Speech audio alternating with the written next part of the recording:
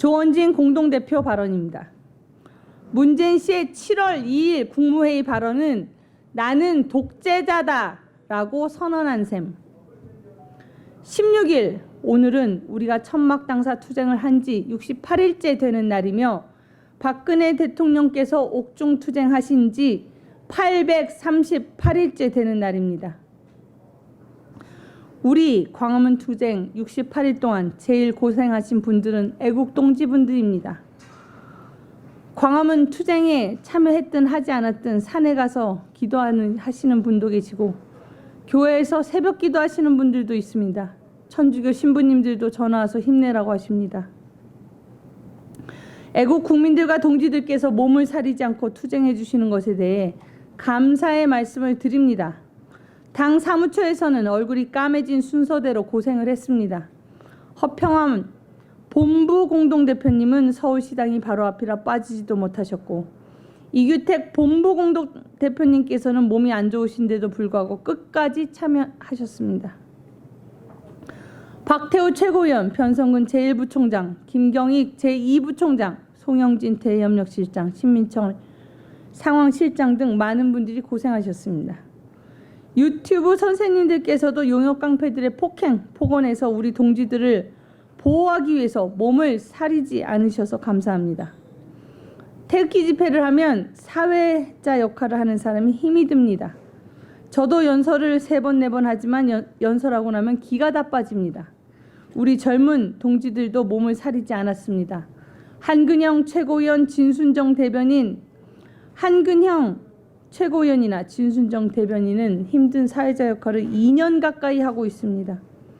오늘까지 68번째 기자회견을 준비하는 인지연 수석대변인, 하루에 3, 4건을 정리해서 타 정당 대비 정론관 출입 횟수가 1등입니다. 주방에서 우리 당원분들에게 아주 시원한 음식, 새벽에 일어나신 분들에게 죽, 라면이라도 드리려고 주방을 지켰던 주방 담당 당원들이 계십니다. 동시에 우리는 전국에 170개 애국 텐트를 치고 서명 활동을 하고 있습니다. 서울시 박원순 시장이 위장 인권 변호사였음이 드러났습니다. 국민들을 이렇게 감쪽같이 속이는 사람이었습니다.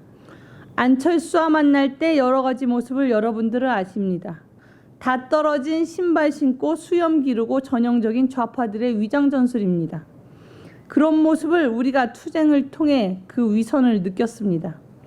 7월 2일 국무회의에서 박원순 시장이 우리가 여기 광화문 광장 우리공화당 천막당사에 왔던 기자들이나 언론사분들이 6월 25일에 우리공화당 당원들이 일방적으로 폭행당했다는 것을 아는데 국무회의에서 청와대에 있는 사람 보고 우리공화당 사람들이 폭력적이고 위협적이고 공무원이 무기력을 느꼈다고 했습니다. 박원순 시장은 3,500명이 무기력을 느끼고 직접적인 폭력 행위를 한 사람이 무기력을 느낀다는 거짓말을 국무회의에서 했습니다. 국민을 상대로 거짓말하는 것을 식은 죽 먹기같이 새빨간 거짓말을 한 것입니다. 이런 사람이 서울시를 운영하는 것을 보며 정의를 세우는 것이 어렵겠구나라고 생각했습니다. 우리가 정리를 하나 해야 할 것이 7월 2일 국무회의 내용은 우리 국민들에게 특히 우파 국민들에게 대단히 중요한 점을 시사하고 있다는 것입니다. 문재인 씨는 7월 2일 국무회의 이후로 나는 독재 국가의 지도자다 라고 선언을 했다고 보시면 됩니다. 어느 청와대의 주인도 비폭력 집회를 가지고 현행범으로 잡아들이라고 한 사람이 없었습니다. 나라가 일본의 경제보복 문제, 한미 FTA, 철강 자동차는 정리도 하지 않았습니다. 아직 시작도 안 했습니다. 미중 무역전쟁의 여파도 아직 안 들어왔습니다. 이제 경제보복까지 하면 대한민국이 나락으로 떨어지는 것이라 생각이 됩니다. 국내 투자는 해외로 빠지고 있습니다. 소위 말하는 소득주도 성장 정책은 실패입니다. 정책의 성공은 시장이 제일 먼저 합니다. 청와대 인식을 보면 문재인 씨가 문제 인식을 하는데 대단히 문제가 있다는 생각이 듭니다.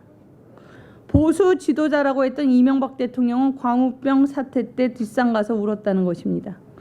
그때부터 보수는 좌파에게 우습게 보였습니다. 문재인 씨는 지척도 안 되는 여기 광화문 광장에 와보면 누가 폭행범이고 누가 현행범인지 아는데, 지척도 안 되는 곳에 내용도 모르는 사람이 저 끝에 창원의 원전사업 부품업체들이 다 도산하는 것은 어떻게 알겠습니까? 창원의 기계업체들이 거의 다 도산했습니다. 1km 내 지척의 내용도 모르는 사람이 저 밑에 경남이나 호남의 내용을 어떻게 알겠는가? 그것이 걱정스럽습니다. 7월 2일 국무회의 문재인 씨의 발언은 우리공화당 공식 카페에 올리겠습니다. 그것은 국민을 공포로 몰고 가는 것입니다. 민노총 집회를 제외하고 좌파 집회를 제외하는 우파들의 어떠한 집회도 몰아붙여서 죽이겠다는 것입니다. 대통령 선거 전에 했던 보수를 불태워버리겠다는 말이 농담이 아닌 것입니다. 그냥 나온 말이 아닌 것입니다. 그런 부분에 대해서 대비를 해야 합니다. 7월 2일 국무회의에서 발언은 보수 우파 까불지 말라는 것입니다. 또한 경찰은 문재인 내가 말하면 다 듣는다는 것입니다. 그리고 현행범인 국민을 대통령이 나서서 체포하라는 것입니다. 이것은 권력 남용죄입니다. 박근혜 대통령에게 뒤집어 씌운 것보다 훨씬 더한 권력 남용입니다. 7월 2일을 잊어서는 안 됩니다. 공개적으로 국민들에게 나는 독재 국가의 공포 정치를 하는 지도자다. 나와 생각이 다른 사람은 집회와 발언을 해서는 안 된다는 발언을 한 것입니다. 우리 상대가 어떠한 인식을 가지고 있는지 우리도 강하게 대비를 해야 합니다. 16일 새벽에 우리공화당과 서울시의 상황에 대해 연합뉴스 기사에 닭 쫓던 게 지붕 쳐다보다 라고 실렸습니다. 그런데 서울시의 박원순이 무섭기는 한가 봅니다. 무슨 실장이라는 사람이 자기들이 승리했다고 했습니다. 조원진 공동대표는 저 위에서 못 봤습니다. 저 위쪽에서 봤으면 각원일 듯합니다. 사람 하나도 없는 빈 광화문 광장에 경찰하고 수천 명이 몰려왔는데 텐트도 없고 사람도 없었습니다. 완전히 코미디를 한 것입니다. 정당은 강하지만 강함의 전달을 문재인 씨가 우리공화당을 도저히 저 정도로 놔둬서는 더 커지겠다 싶어 견제가 들어온 것입니다. 그것도 공포정치 하겠다고 그렇게 나는 독재다 라고 선언한 것입니다. 그것을 우리가 받아서 독재자와 싸워야 한다고 칼과 총을 꺼내는 것이 아니고 웃긴다, 대단히 웃기는 사람이라고 희화화시킨 것입니다. 이것이 정치입니다. 6월 25일에 강하게 불법적인 철거가 들어올 때는 강하게 붙었지만 오늘은 16일은 그들이 어이없는 짓을 하니 놀고들 있네라고 한 것이었습니다.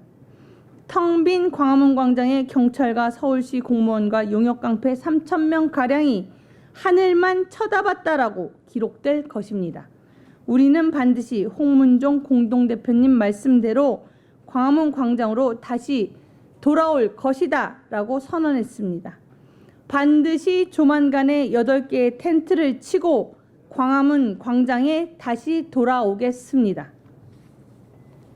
2019년 7월 17일 우리공화당 대변인실이었습니다.